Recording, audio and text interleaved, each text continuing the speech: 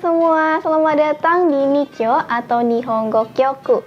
Kenalkan, nama aku Tata, teman-teman bisa panggil Tata, Kak Tata, Tata Sensei, atau apa aja sesuka teman-teman. Oke, jadi di channel ini aku bakalan up konten-konten tentang Jepang, mulai dari tulisan Jepang. Nah, buat teman-teman nih yang ingin belajar bahasa Jepang, bisa banget loh subscribe channel ini. Nah, teman-teman pastinya udah tahu dong kalau Jepang ini punya tulisan sendiri yang beda dari tulisan kita. Kalau di Indonesia, kita menggunakan huruf alfabet, teman-teman. Tapi kalau di Jepang, mereka ini punya tulisan sendiri. Kira-kira teman-teman tahu nggak? Apa aja sih tulisan Jepang?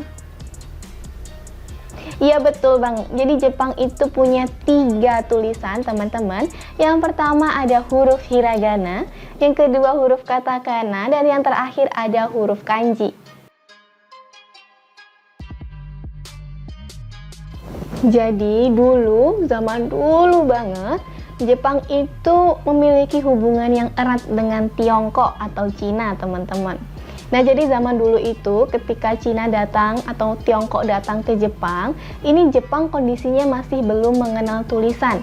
Sedangkan Cina atau Tiongkok ini, dia ini sudah beradab lebih dahulu. Jadi mereka adalah negara peradaban yang lebih dulu daripada Jepang. Nah, dari situlah karena banyaknya interaksi antara Jepang dengan Cina, akhirnya Jepang ini seperti merasa kagum, teman-teman, dengan negeri Cina. Nah, dari situ akhirnya Kekaisaran Jepang ini mengadopsi huruf atau tulisan Tiongkok, yaitu Hanzi. Nah, Hanzi ini diambil oleh Jepang dan dijadikan huruf kanji. Tetapi setelah mengambil tulisan Cina, meniru tulisan Cina, Jepang ini kemudian mengubah pengucapan atau pronunciation-nya mengikuti lidah orang Jepang. Nah, jadi tulisan kanji yang diadopsi dari tulisan Hanzi-nya Cina ini merupakan tulisan yang paling sulit. Sehingga pada zaman dahulu, yang bisa baca tulis atau yang bisa menuliskan dan membaca huruf kanji ini hanyalah bangsawan-bangsawan kelas atas atau keluarga kekaisaran Jepang, teman-teman. Jadi, masyarakat pada umumnya ini masih tidak bisa membaca atau masih buta huruf. Nah, kemudian setelah berabad-abad lamanya Jepang mengadopsi atau menggunakan huruf kanji ini, akhirnya Kekaisaran Jepang ini memutuskan untuk membuat tulisan baru yang lebih mudah dan lebih sedikit, sehingga masyarakat Jepang keseluruhan itu bisa baca tulis. Nah, tulisan itu adalah hiragana dan katakana. Oke, jadi kita flashback lagi, teman-teman. Jadi dulu senjangan gender antara laki-laki dan perempuan itu sebenarnya tidak terlalu ketara. Buktinya adalah zaman dulu itu banyak kaisar-kaisar perempuan di Jepang. Tetapi karena Jepang ini mengagumi Tiongkok, jadi kaisar Jepang ini akhirnya mengikuti kepercayaan Tiongkok, yaitu agama Buddha. Nah, dari kepercayaan inilah akhirnya muncullah perbedaan peran antara laki-laki dan perempuan. Nah, karena Jepang itu dulu sangat kagum dengan Cina, akhirnya perbedaan peran ini terlihat sangat kuat seperti itu, teman-teman. Sehingga ketika Jepang akhirnya memutuskan untuk membuat tulisan baru, Jepang ini membedakan tulisan untuk perempuan dan laki-laki. Jadi, dibuatlah 2 tulisan baru, yaitu hiragana dan katakana. Nah, tulisan hiragana itu digunakan untuk perempuan, sedangkan tulisan katakana digunakan untuk laki-laki. Jadi semisal zaman dulu teman-teman menerima surat, kemudian surat ini dituliskan dengan huruf hiragana, berarti penulis surat ini adalah perempuan. Begitu juga sebaliknya, kalau suratnya ditulis dengan huruf katakana, berarti yang menuliskan surat ini adalah laki-laki. Nah, untuk tulisan hiragana, huruf hiragana, teman-teman lihat, dia bentuknya lebih lembut. Sedangkan untuk tulisan katakana, dia dibuat dengan garis yang lebih kaku dan tegas. Jadi, huruf hiragana ini memang menggambarkan citra perempuan Jepang ideal zaman dulu. Katakana pun seperti itu, dia menggambarkan citra laki-laki zaman dahulu. Karena perempuan Jepang ideal zaman dahulu itu adalah perempuan yang anggun, yang lemah lembut, santun, dan lain sebagainya. Sedangkan laki-laki Jepang itu harus tegas, kuat, berani, seperti itu. Sehingga dibuatlah dua tulisan yang menggambarkan ciri khas dari laki-laki dan perempuan ideal Jepang. Nah, kemudian teman-teman, setelah Jepang ini mulai memasuki era-era modern, akhirnya Jepang ini memutuskan untuk membuat satu tulisan nasional. Nah, huruf nasional itu adalah huruf hiragana. Jadi, huruf hiragana yang dulunya digunakan untuk perempuan, sekarang udah beralih fungsi menjadi tulisan nasional Jepang, teman-teman. Nah, bukan berarti kanji dan katakana tidak lagi digunakan loh ya. Jadi sekarang fungsi dari hiragana dan katakana ini berubah.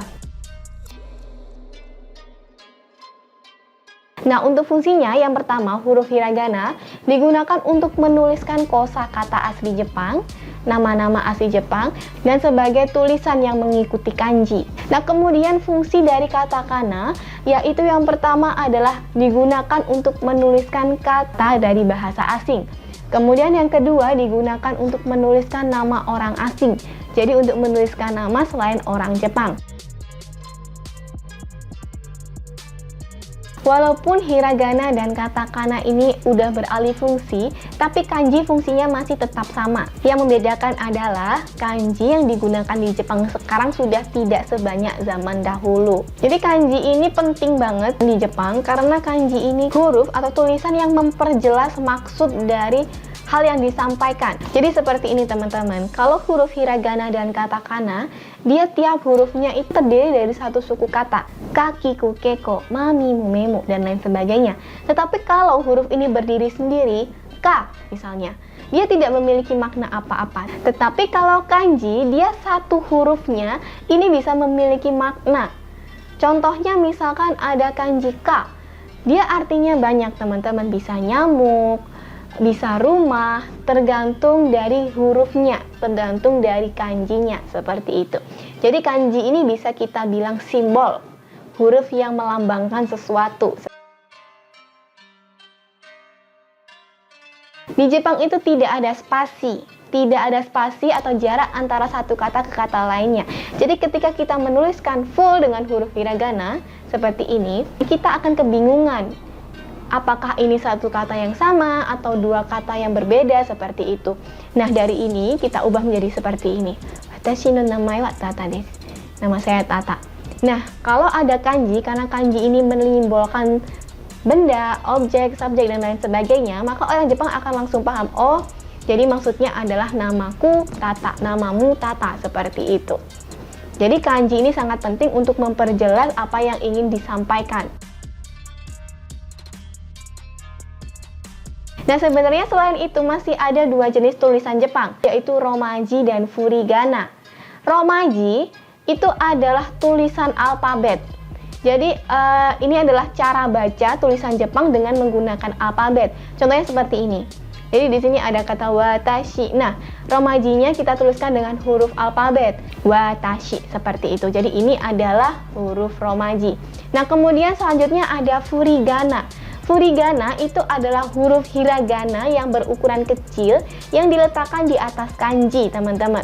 Jadi fungsinya adalah untuk menunjukkan cara baca kanji tersebut. Contohnya seperti ini, di sini ada kanji. Jadi ini adalah huruf kanji dari kata kanji ya, teman-teman. Nah, di atasnya di sini ada tulisan hiragana KNJ, kanji. Jadi ini adalah cara baca dari huruf ini, seperti itu. Hai Ijo des, jadi kurang lebih seperti itu teman-teman pengenalan singkat tentang tulisan Jepang.